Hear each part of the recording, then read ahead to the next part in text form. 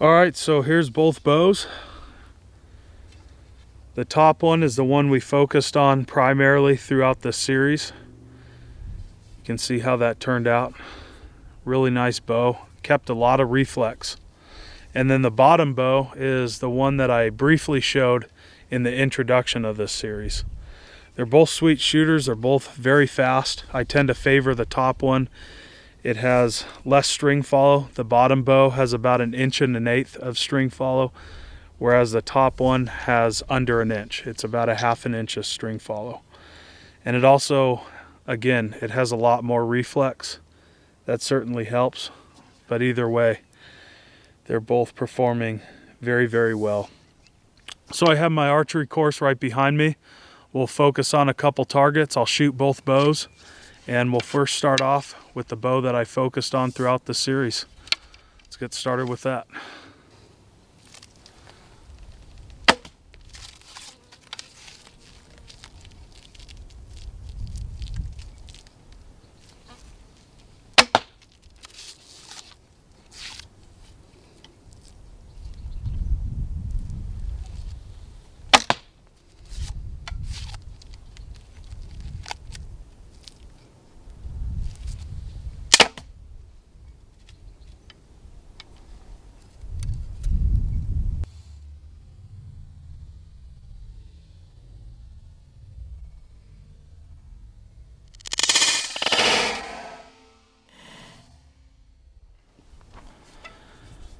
All right, so we can see what happened.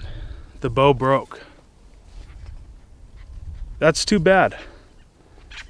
This bow is a sweet little bow. It was very fast. I shot it, like I said, about 50 times. And let's see, 1, 2, 3, 4 arrows in, it just popped. Broke right on the back. I'll tell you folks, it's not because of the tiller. I checked this tiller over and over and over again. I bent it.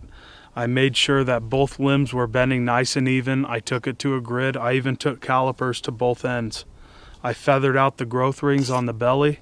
I chased a growth ring on the back. The problem with this bow, I have a feeling, is these paper thin growth rings.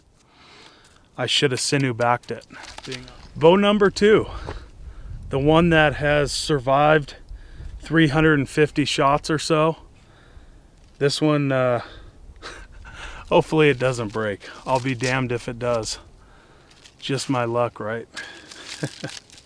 You live and you learn, honestly. I should have sinew back that other bow. I was thinking of that earlier this morning. I was thinking, man, should I put a bit of sinew on it just for reinforcement or put rawhide on it? I decided not to. I really should have. Anyway, here's our other bow.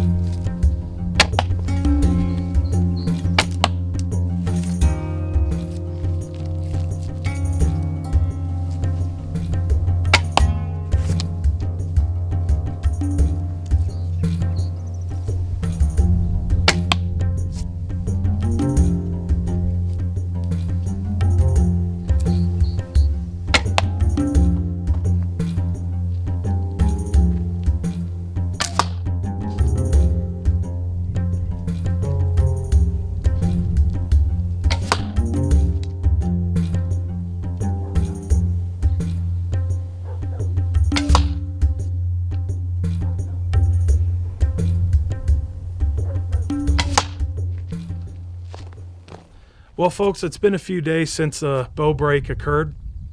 I got a chance to sit down, evaluate the bow, analyze it, and also show a couple of my friends the break. And we all pretty much reach the same conclusion on how this bow failed. The first thing is an overdraw. All of my arrows, with the exception of 2, were 20-inch arrows. The yellow fletched arrow was 22.5, and the red fletched arrow was actually a 23.5-inch arrow. So it definitely overdrew it. From looking at the video, it looked like I pulled it to 21 and a half, maybe 22 inches with a 19-inch draw. So this, and what I mean is this bow was a 19-inch draw. I pulled it to 21 and a half, 22 inches.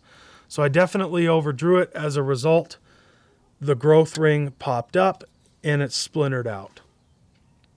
So now I want to discuss simple solutions to simple mistakes.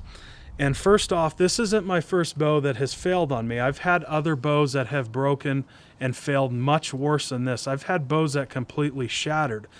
But I can respectfully say I've had more bows that have survived and succeeded than that have failed. So for that, I know I'm on the right course. But in all reality, I should have sinew back this bow. I have a lot working against me. For such a short bow, it has a very narrow profile. It has a lot of reflex induced into it, and most importantly, it has a very thin ring structure, as you can see once again. This is not only the late wood, but it also contains the early wood underneath. You can see how shallow that growth ring really is.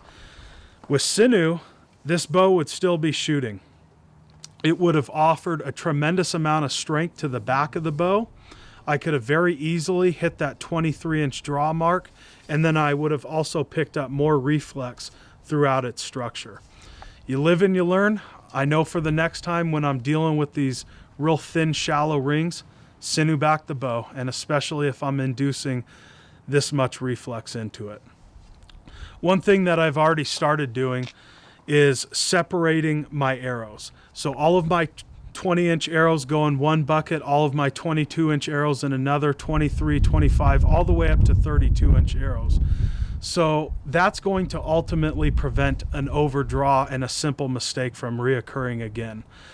Before, I had all of my arrows piled into one bucket, so I'd check them real quick. I'd see, make sure, they look to length. I'd just eyeball it and go right down to the target and start shooting. I've learned from that, so each bucket is marked.